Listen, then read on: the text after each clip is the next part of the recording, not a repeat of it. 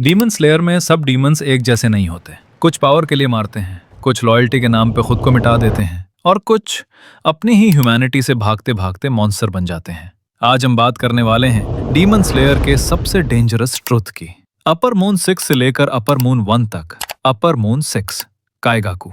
Kaigaku सिर्फ Zenitsu का rival नहीं था, वो शुरू से ही सेल्फिश था। ग्योमे के मंदिर में रहते हुए उसने एक सिंपल सा रूल तोड़ा और अपनी जान बचाने के लिए डीमन को ग्योमे और बच्चों के बारे में बता दिया। उसने जानबूझकर विस्तीरिया इंसेंस बचा दी। रिजल्ट, 7 अनाथ बच्चे मर गए।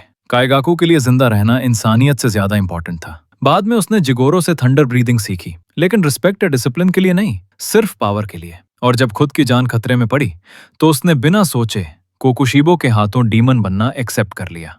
जिगोरो ने शर्म और गिल्ट में आत्महत्या कर ली और काइगाकू, उससे कोई रिग्रेट नहीं था। आयरनी देखो, थंडर ब्रीदिंग का फर्स्ट फॉर्म वो कभी सीख ही नहीं पाया और सिर्फ फर्स्ट फॉर्म मास्टर करने वाले जेनिट्टू ने 7th फॉर्म बनाकर काइगाकू को खत्म कर दिया। मारते वक्त भी वो ब्लेम करता रहा, जैसे जिया था सिर्फ खुद के लिए। Upper moon 6, Daki and Gyutaro. Upper moon 6 का रैंक 2 डीमंस शेयर करते हैं, दाकी और ग्युतारो। एंटरटेनमेंट डिस्ट्रिक्ट आर्क के मेन विलेंस।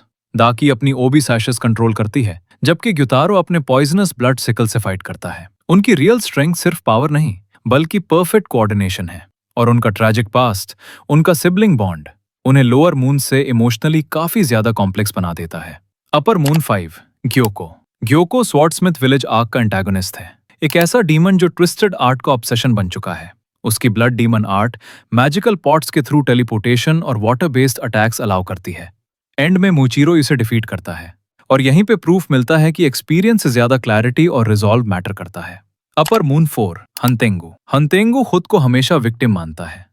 जैसे ही उसका हेड कट होता है, उसके इमोशंस के क्लोन्स पैदा होते हैं। हर क्लोन एक एक्सट्रीम इमोशन का रिप्रेजेंटेशन। लेकिन सच ये है, उसकी असली बॉडी सबसे वीक थी। एंड में तंजीरो उसी रियल बॉडी को डिस्ट्रॉय करता है और आयरनी ये है, मारते वक्त भी हंतेंगू खुद को इनोसेंट ही मानता रहा। Upper moon 3, अकाजा। अकाजा मूजान के सबसे लॉयल और स्ट्रॉन्गेस्ट डीमंस में से एक था। उसकी blood demon art, destructive death, pure combat पे बेस्ड थी। ह्यूमन लाइफ में उसका नाम हकुजी था। रेंगोकू के साथ उसकी फाइट डीमन स्लेयर की सबसे आइकॉनिक बैटल्स में से एक है। एंड में जब अकाजा अपनी ह्यूमैनिटी को एक्सेप्ट करता है तो वो खुद मारना चूज करता है। Upper moon 2, दोमा। दोमा ऊपर से चीयरफुल और फ्रेंडली लगता है, लेकिन अंदर से कंप्लीटली एम्प्टी और क्रूअल है। उसकी eyes based blood demon art extremely deadly है।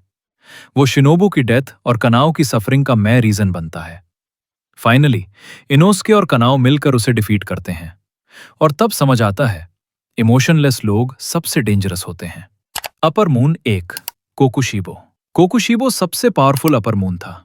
वो योरीची का ट्विन ब्रदर था, एक ऐसा भाई जो ग्रेटनेस को देखकर एक्सेप्ट नहीं कर पाया। इमॉर्टैलिटी और पावर के लिए उसने अपनी ह्यूमैनिटी सैक्रिफाइस कर दी और मारते वक्त उसे रियलाइज होता है कि उसकी पूरी लाइफ सिर्फ एम्प्टीनेस से भरी हुई थी। कोकुशिबो की स्टोरी डीमन स्लेयर का सबसे डीप मैसेज डिलीवर करती है।